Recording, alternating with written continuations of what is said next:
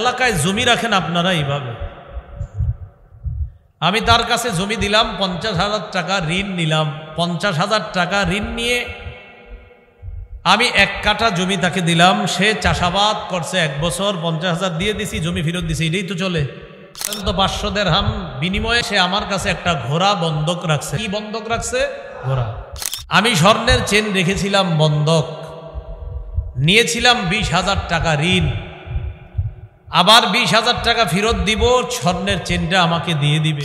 আমি তার কাছ থেকে 20,000 টাকা ঋণ নিলাম, স্বর্ণের একটা চেন দিলাম বন্ধক তার কাছে রাখার জন্য। 20,000 টাকা নেওয়ার পর তার কাছে স্বর্ণের বন্ধকি চেনটা আছে। ঘটনাচক্রে সে তার মেয়ের গলায় অথবা নাতনির গলায় স্বর্ণের চেনটা দিস। আমি স্বর্ণের চেন রেখেছিলাম বন্ধক, নিয়েছিলাম 20,000 টাকা ঋণ। আবার 20,000 টাকা ফেরত দিব, স্বর্ণের চেনটা আমাকে দিয়ে দিবে। কিন্তু এর মাঝে সে তার মেয়ের গলায় আর তার নাতনির গলায় দিয়েছে চেনটা। তাহলে তার মেয়ের গলা বা নাতনির গলায় যে চেন পরিধান করিয়ে দিল, এটা উপকার হয়েছে কিনা? আরে বলেন, উপকার হয়েছে কিনা? এই উপকার সুদ। এই উপকার কি? সুদ। ঋণের মোকাবেলায় কোনো উপকার গ্রহণ করা সুদ। শুধুমাত্র সেফটি হিসাবে চেনটা দিছিলাম, যদি কোনোভাবে টাকা কোনো কালে দিতে অস্বীকার করি তাহলে সে বলবে তোমার চেন আছে আমার কাছে, এই জন্যই বন্ধ।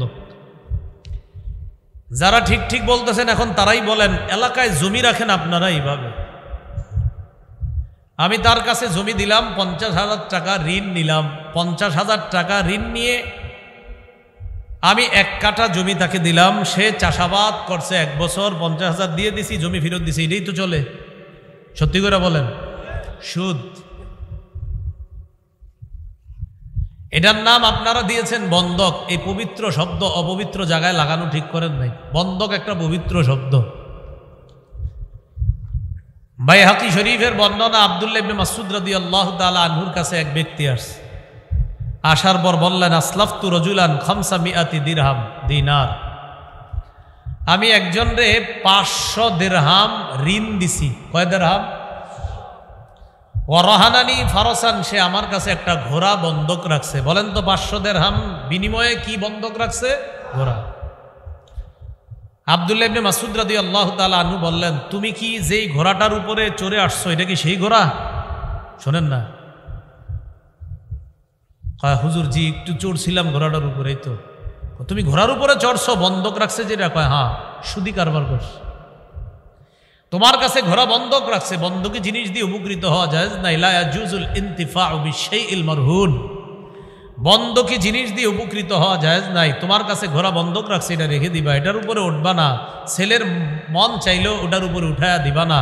তুমি যদি উপকৃত হও এটা জায়েজ নাই, এটা সুদ হয়ে যাবে। আমি আপনারে জমিন দিলাম, টাকা নিলাম, জমিন শুধু রেখে দিবেন সেফটি হিসাবে, এটাতে খাবেন না, চাষাবাদ করবেন না, কিচ্ছু করবেন না, টাকা দিব, জমিন ফেরত দিবেন, এটাকে বলা হয় বন্ধক।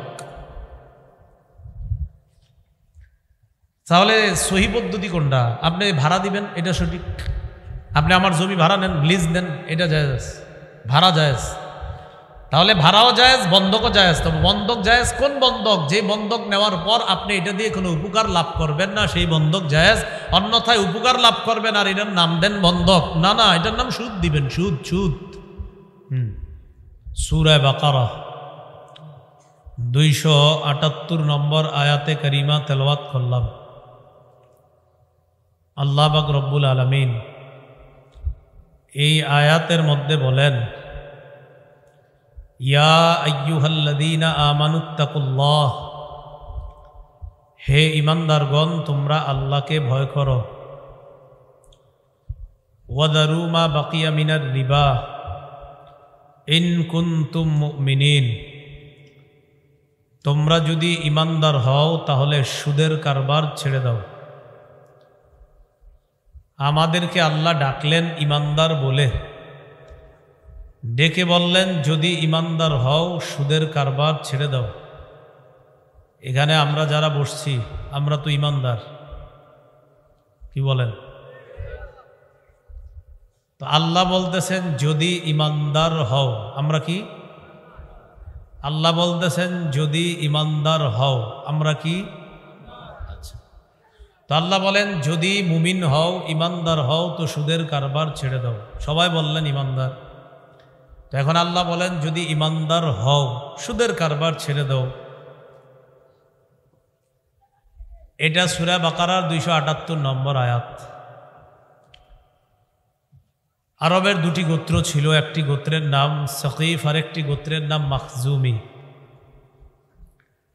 সাকিফ গোত্র আর মাখজুমি গোত্র, এই দুই গোত্রের মাঝে সুদি কারবারের লেনদেন ছিল।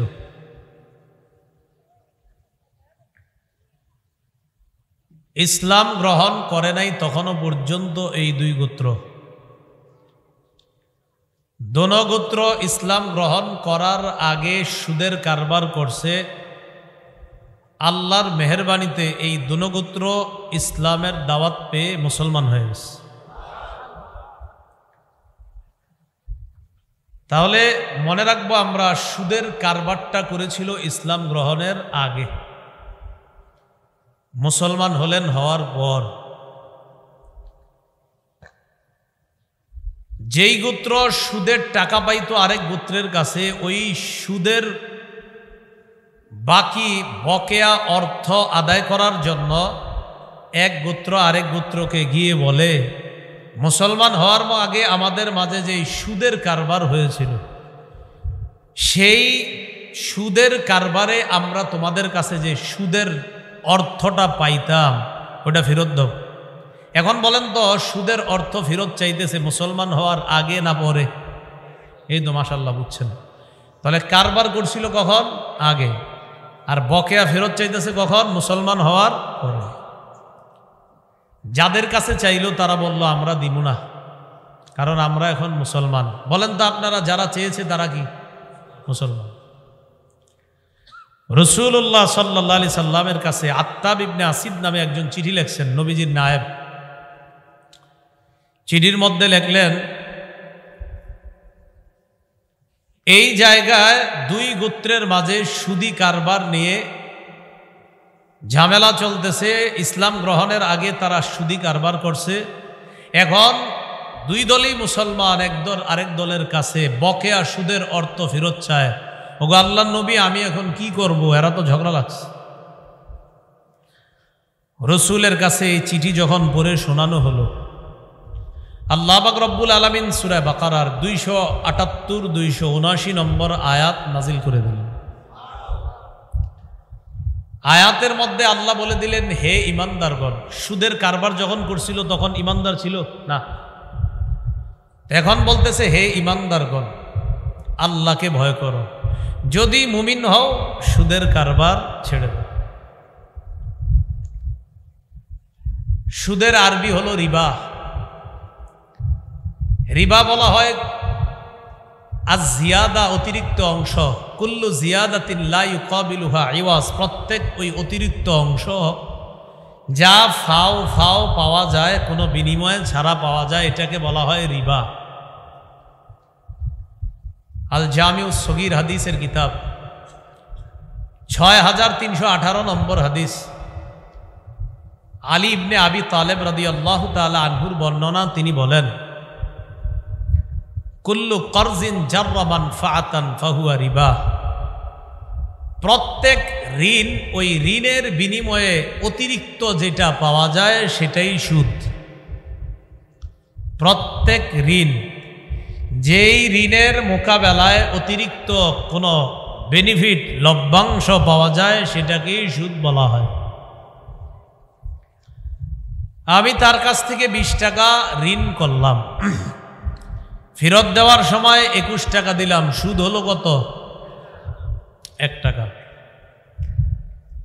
আমি তার কাছ থেকে 20 টাকা ধার নিলাম, ঋণ নিলাম,